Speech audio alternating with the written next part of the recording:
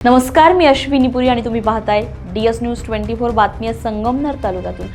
अहिल्यानगर जिल्ह्यातील संगमनेर तालुका सध्या एका अमानुष घटनेने हादरवून गेलाय। वडगाव पाण परिसरात एका अल्पवयीन शाळकरी मुलीवर झालेल्या ॲसिड हल्ल्याला 3 दिवस उलटून गेलेत, मात्र आरोपी अद्यापही पोलिसांच्या हाती लागला नाही। या घटनेमुळे संपूर्ण राज्यात संतापाची लाट उसळली आहे। पोलीस प्रशासनाच्या कार्यक्षमतेवर प्रश्नचिन्ह उपस्थित केले जात आहेत। अखेर तपासाला गती देण्यासाठी पोलिसांनी संशयित आरोपीचे रेखाचित्र जाहीर केलेले असून नागरिकांना मदतीचं आवाहन केलंय। गुन्ह्याचा तपास करण्यासाठी पोलिसांनी आपली पूर्ण ताकद पणाला लावली आहे। गुन्हे शोध पथक, फॉरेन्सिक युनिट, शहर पोलीस आणि तालुका पोलीस यांची मिळून एकूण 10 विशेष पथके आरोपीचा शोध घेत आहेत। मात्र घटनेला 2 दिवसांहून अधिक काळ उलटूनही पोलिसांना ठोस धागादोरा मिळाला नाहीये। यामुळे स्थानिक नागरिकांमध्ये संताप अधिकच वाढलाय।